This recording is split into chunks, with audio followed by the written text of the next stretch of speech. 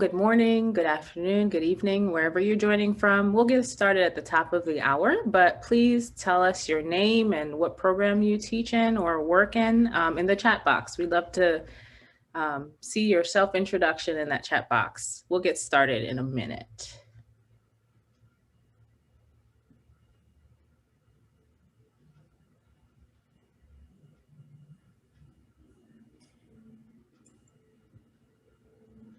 Hi, Susie. Thanks for joining us. Hi, Shirley. Thanks for being here, Bonnie. Hi, Sue and Christina. Thanks for being here. Hi, Jeff. Oh, we have a West Virginian here. Welcome. Hi, Linda. For those of you who just joined us, we are just introducing ourselves in the chat box. We'll get started in a minute. Oh, Rhode Island represented. Hi, and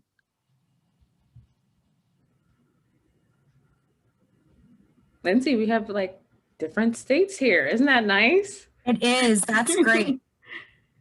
And I'm actually looking at all the people that work with students in correctional institutions, because that's actually how I became an ESL instructor. Oh. All right, it is 12 o'clock. Welcome, welcome, welcome. Thank you for joining us at the Virtual Training Institute. You have joined our 12 o'clock session, Go Bold, use text features in the adult literacy classroom.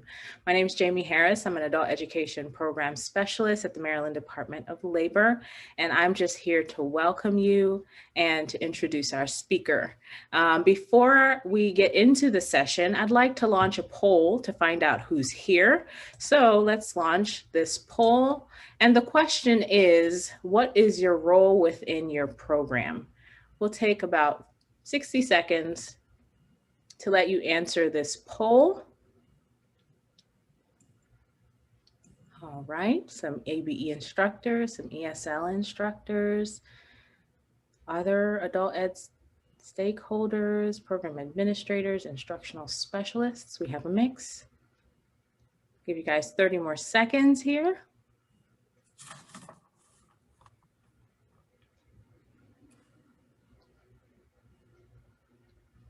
All right, maybe that's not 30 seconds, but I think that's okay. Let me show these results. So we have a mix here. Most of our attendees are ABE instructors. We also have ESL instructors, other adult ed stakeholders, and I would assume some of those responses came from correctional ed, maybe. Adult program administrators and some instructional specialists. Thank you so much for being here. I'd like to introduce you to our speaker today. Her name is Lindsay Conboy, and she is adjunct faculty at Howard Community College. She's also the course administrator and adjunct faculty at the Notre Dame of Maryland University. Thank you, Lindsay, for presenting. For those of you who have questions during the session, we'll be monitoring the chat box and the Q&A area, so please feel free to put your questions in during the session. If you have any technical issues, you can message me directly or just panelists, and I'll help you one-on-one. All right, Lindsay, it's all yours. Thank you, Jamie. I'm so happy to be here again. This is my second year presenting with the Virtual Training Institute. As Jamie said, I'm ESL adjunct faculty at both Howard Community College and Notre Dame of Maryland University. And something I use a lot are text features. And so thought I would present on those. So today, we will answer the question, why should we explicitly teach text features? Discover ways to introduce text features into the classroom.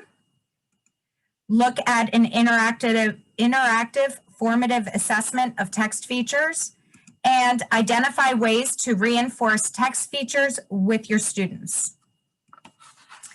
Okay, so why should you explicitly teach text features? They are everywhere. So you can see them in magazines, in catalogs, In menus, I have a great menu right here. We have tons of text features. You get to see the bold print on the menu. You get to see the title and the different types of font, bold print, italics. You get to see diagrams and graphs and pictures. And these help us read on a daily basis, but our students may not know how to use them when they're reading. And according to schema theory, using everyday items, realia, to begin teaching something will connect the academic language. This is particularly helpful with students with low literacy. So I have a little challenge for you. So I'm going to give you 30 seconds to find something in your house or to think of something in your house that has text features in it. So what I'm going to do, I'm going to start the clock. You can run and get something if you need to get out of your seat. I won't be able to see you. Or if you can think of something that is right next to you, just go ahead and type it into the chat. Oh, I see a mailing envelope, catalogs, brochures, credit card, absolutely. Menus, business cards, novels, a flyer. I love these. Water bottle label, great. Greeting cards. Ooh. Smartphone, we're going to talk about technology. Calendars, food labels, pill organizers. These are great. I love these. Menus and catalogs. Thank you so much. So they are everywhere, and you are probably staring at them right now if you're not staring at my screen. So as you can see, text features are with everything that we do.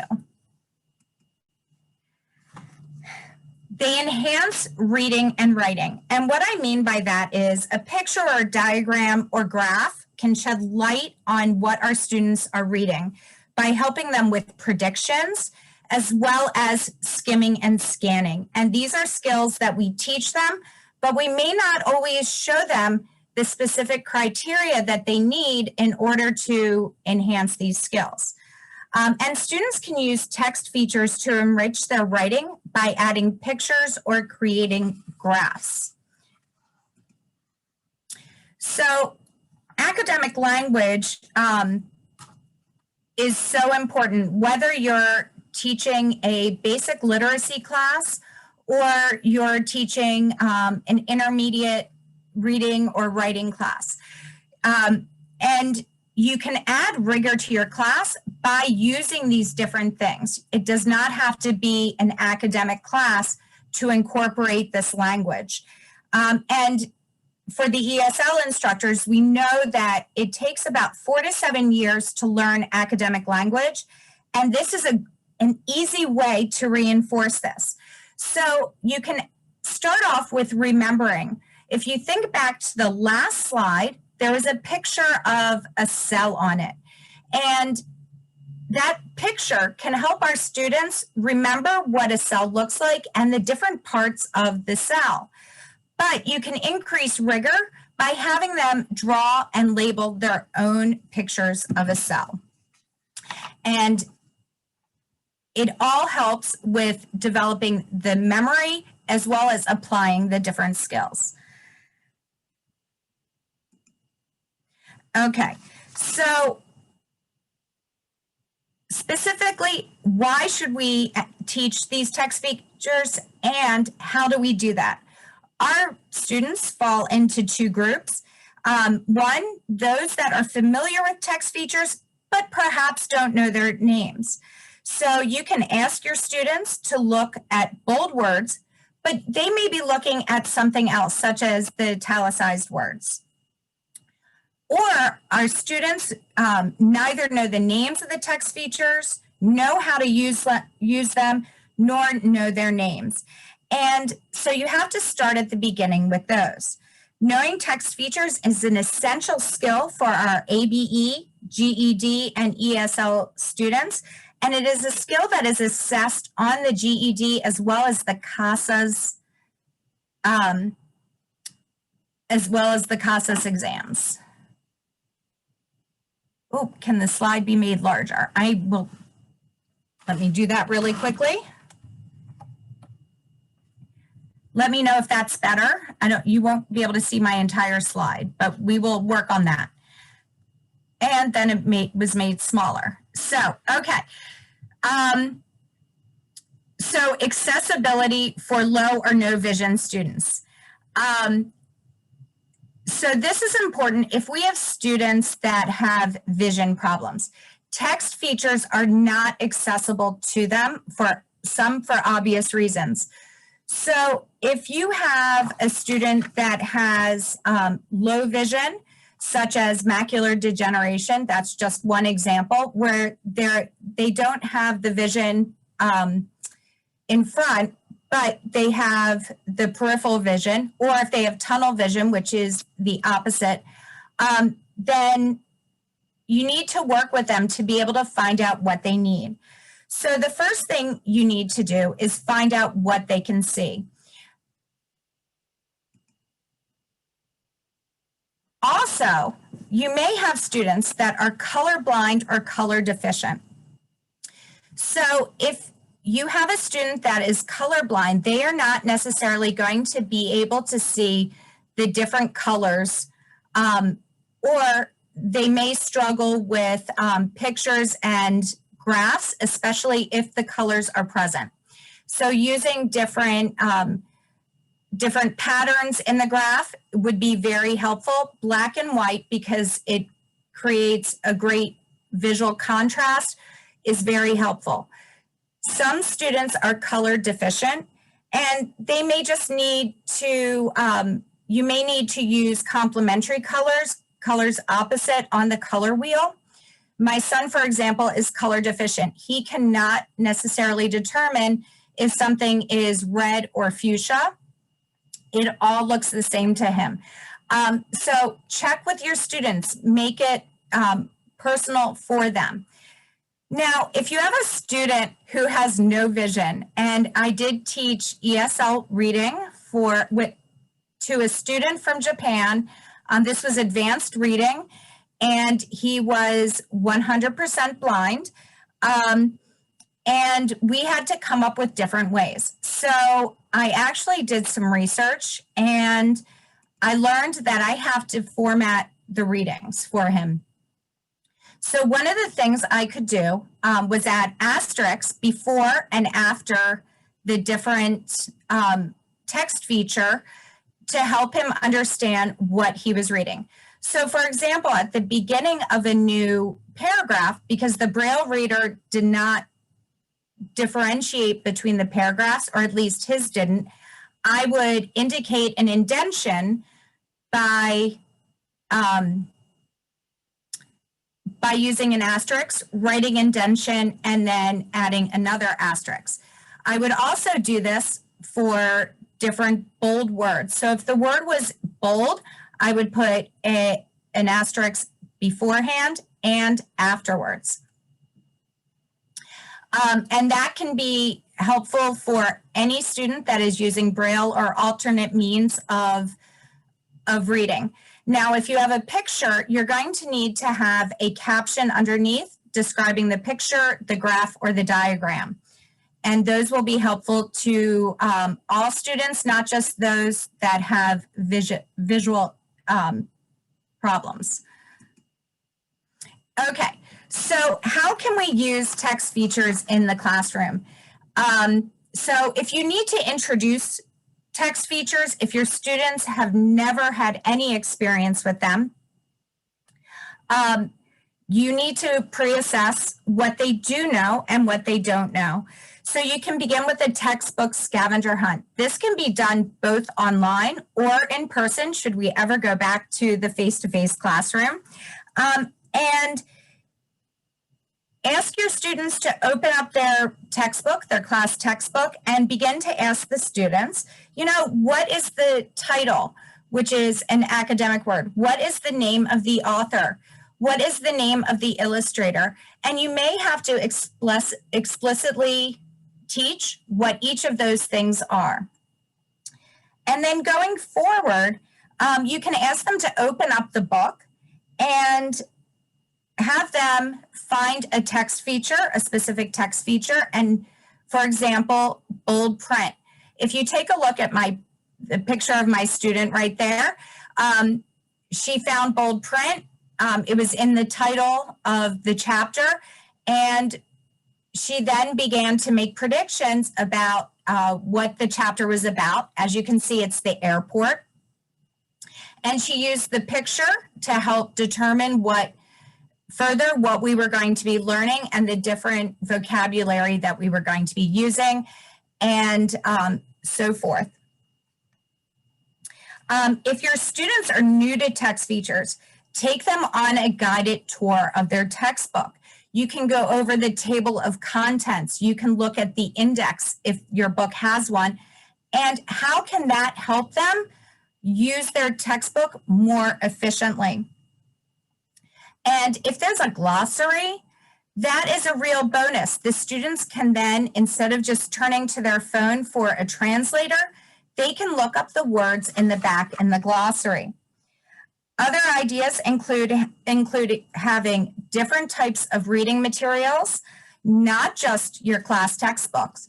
You could bring in novels, you could bring in magazines, maps, atlases, maps, a whole variety of different things pertaining to what you're talking about, and show them how they can use the text features. And then if it's online, then on the slides, or you can put it on your learning management system. If you're back in the classroom, you can have it posted around the room. And I'll show you an example of that in just a bit.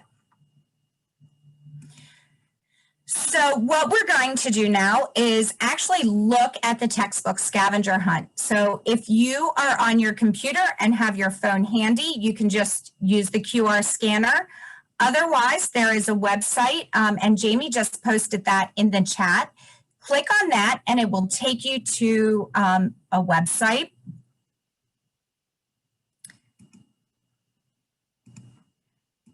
That looks like this. And I want you to go down and click where it says Textbook Scavenger Hunt.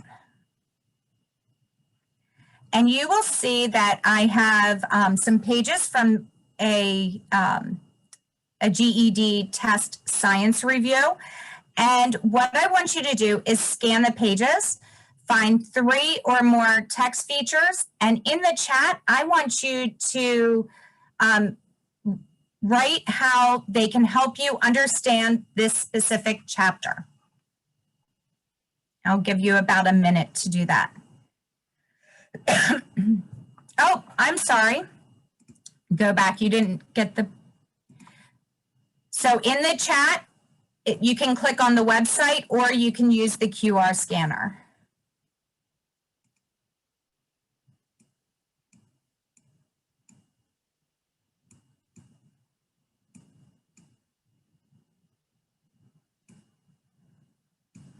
Oh, great, bullet points.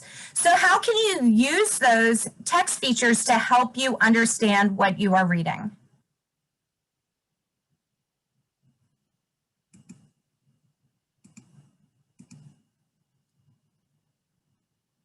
Diagram, yes, we have a diagram of cells.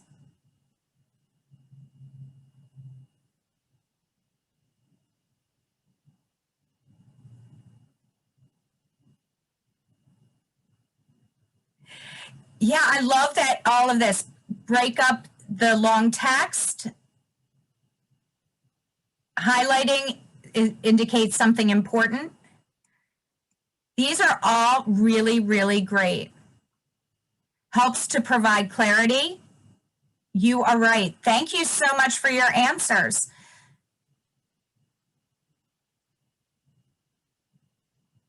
Oh, I love that you brought up bullet points. To categorize a list of main ideas and vocabulary. Yes.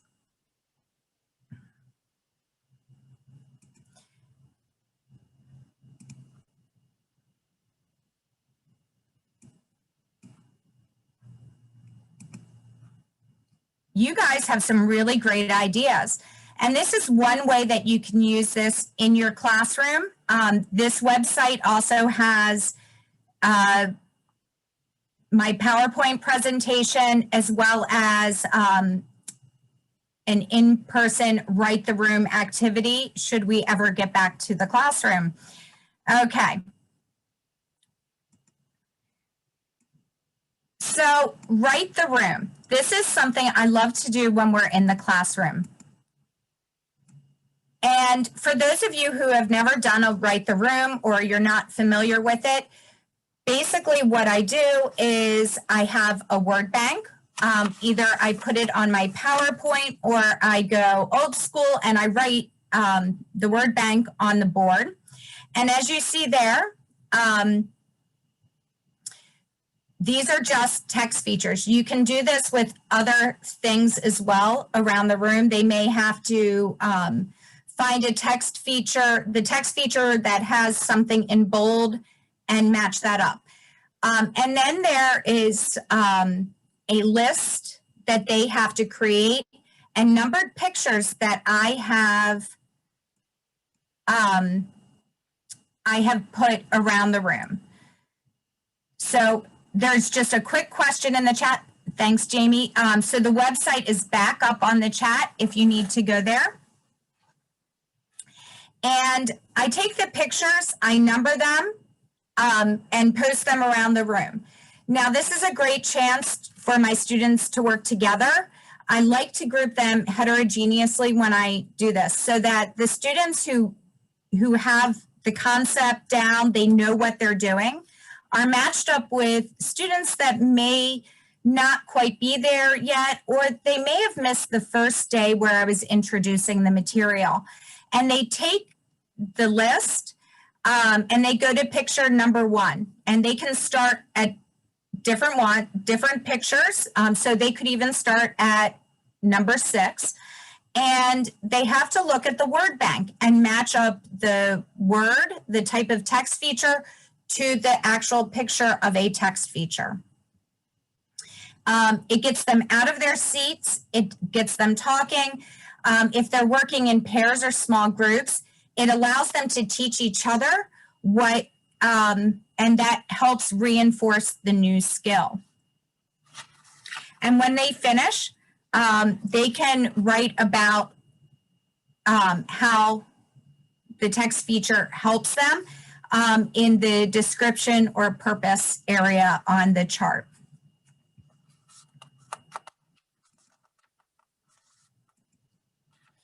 Okay, so let's say you are working on technology and there is the new Maryland Digital Literacy Framework.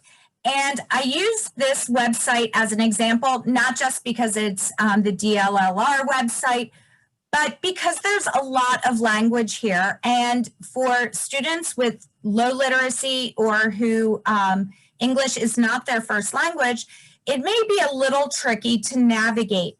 So in order to look through this website, what they can do is you can ask them to look for the different headings, the different subtitles, how the colors are changed, and that may indicate a link. So using digital literacy is imperative to our students, especially now that everything is online. Scrolling through digital text may impair comprehension by creating spatial challenges, according to brainfacts.org. But explicitly teaching how to look at bold print, headers, and such, students can easily scan for the material that they need. And it is very practical for life skills. Paper books, we look from left to right, and there are 8 corners if you think about it. We can focus on one single page at a time in a paper book without losing sight of the whole text. There is a definitive beginning, middle, and end.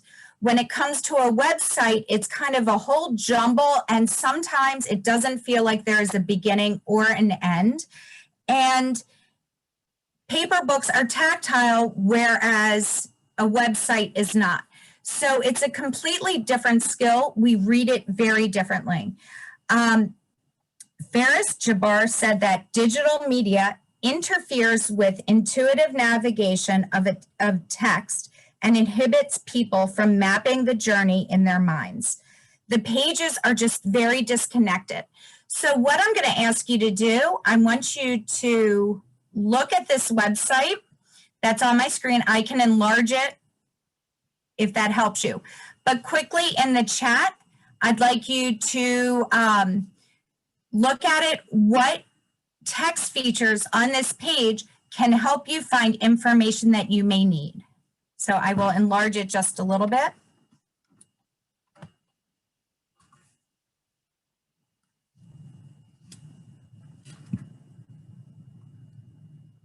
Great. Bold, bullets, font sizes, blue text, arrows, capital letters. I love this. So you guys are seeing how important it is to be able to point these things out to our students. They may look at this site and not recognize that the blue is indicating one thing, such as a link, although this is a picture, so it's not linked at the moment, and that the headers in bold print are also going to help them find the specific information that they need. So bravo, great job.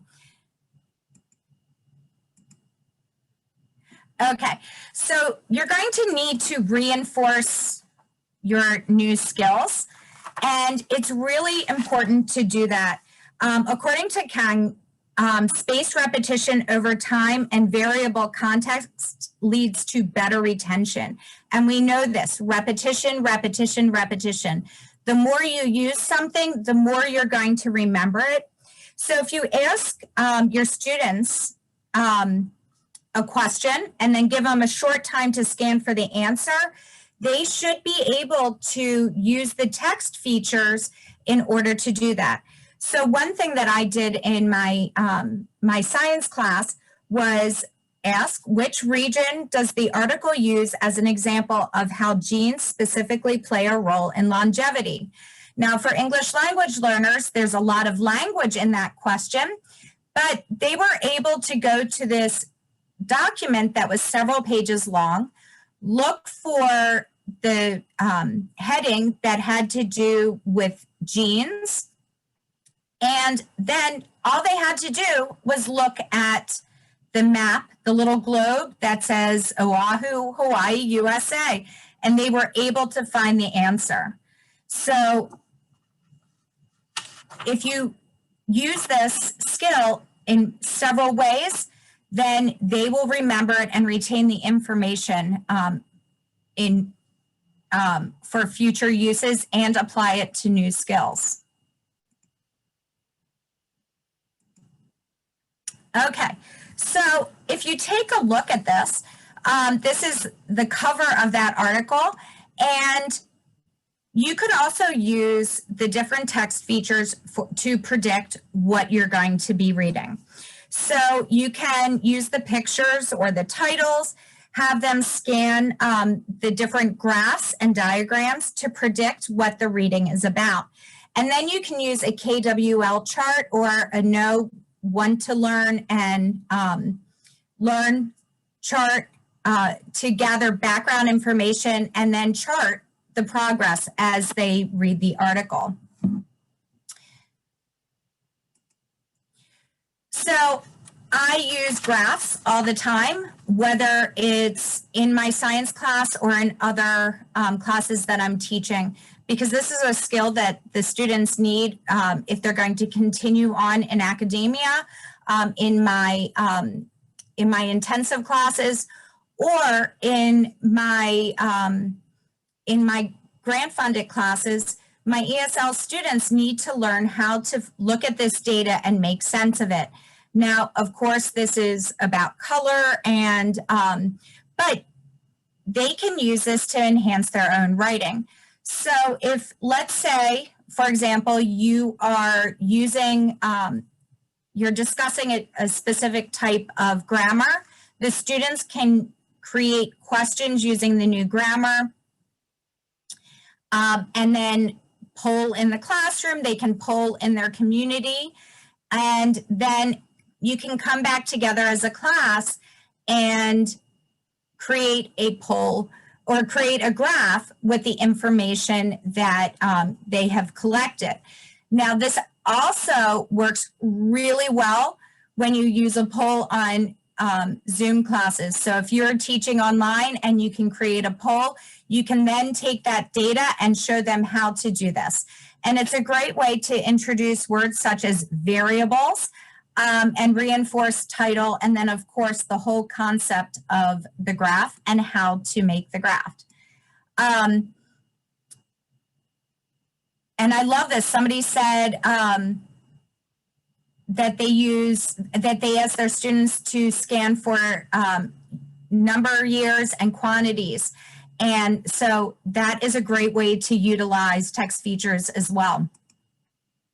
So I want to know in the chat, what are different ways that you either currently use text features or you plan to use text features in the future?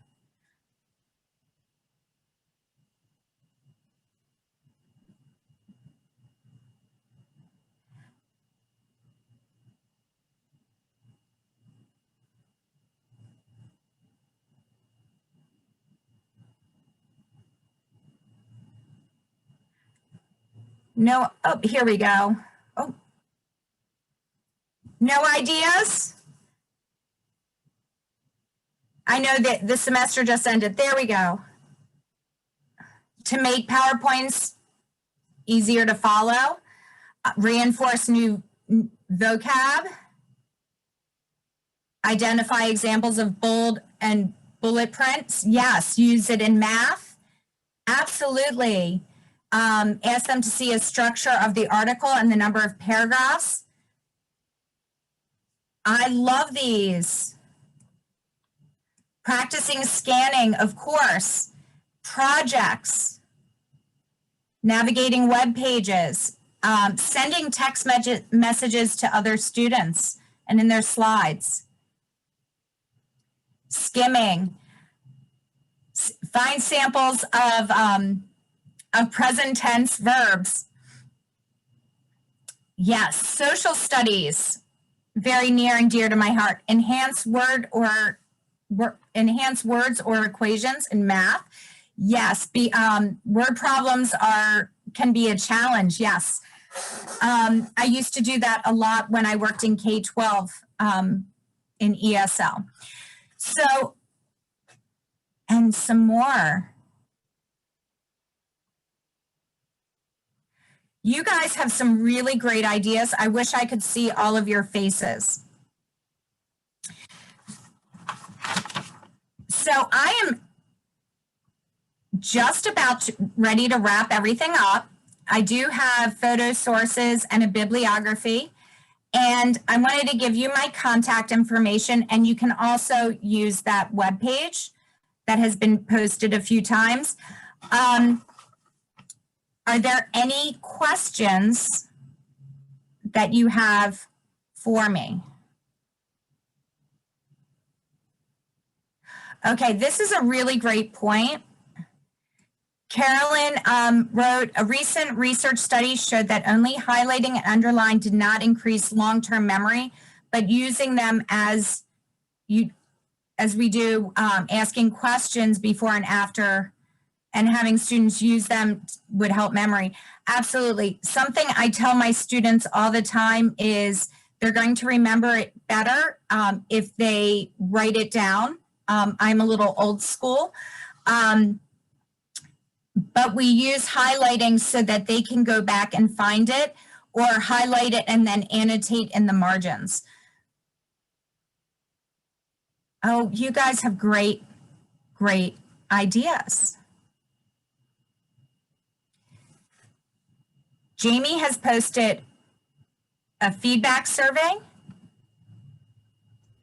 Yes, please keep the questions coming. I put a feedback survey in the chat. Please take the time to do that. I'm sure Lindsay would value your feedback on how the session went today. Also, all of these sessions will be on the website where you registered in January of 2021. If you need proof of participation, there's a link that I just put in the chat. Please fill that out after you've gone through all of the sessions you plan to attend this week, and just put it all on one proof of participation form. That would help the organizers greatly. I'm sorry, Jamie. Oh, go ahead. I'm going to just go on mute for a little bit so you can answer some more questions since we have some time. Okay, so there was a question about the study about digital scanning.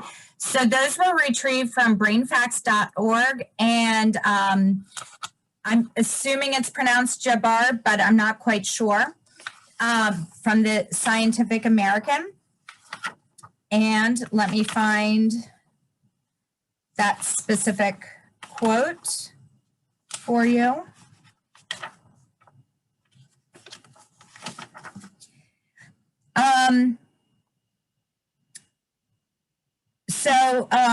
Faris Jabbar says that digital media interferes with intuitive navigation of text and inhibits people from mapping the journey in their minds.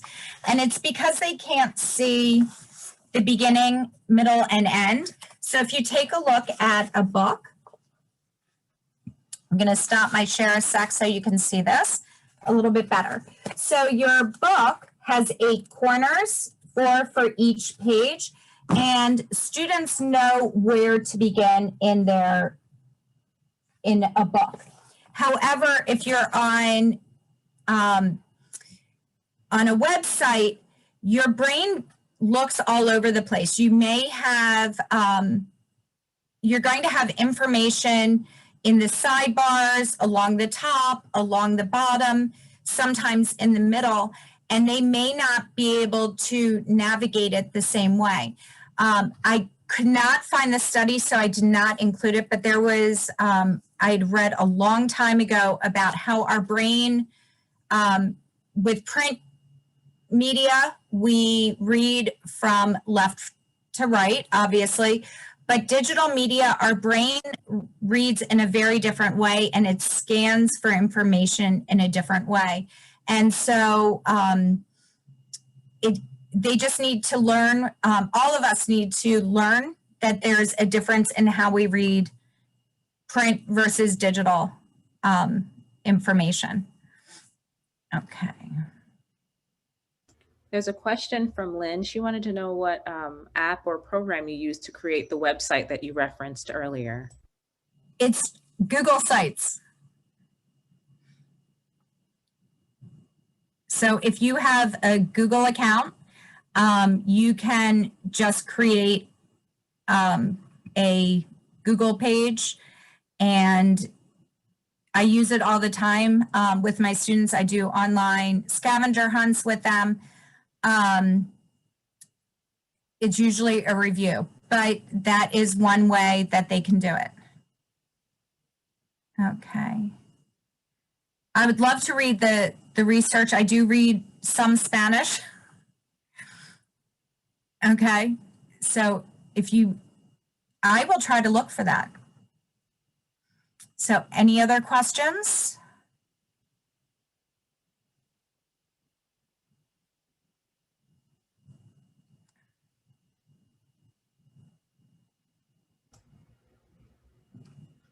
Okay, well, we can hang out for a moment, but we just want to say thank you for being here. Lindsay, thank you so much for all the experience and knowledge you've shared with all of us. We're really grateful that you all are a part of this Virtual Training Institute. So make sure to do the feedback survey. It will also show up once that meeting is ended. And also, if you need proof of participation, it will be available to you. And the recordings will be available in January of 2021. So thank you so much. And since I don't see any more questions here, we're going to just end this session. Is that okay, Lindsay? Sounds great. Thank you, everyone. Okay, bye-bye.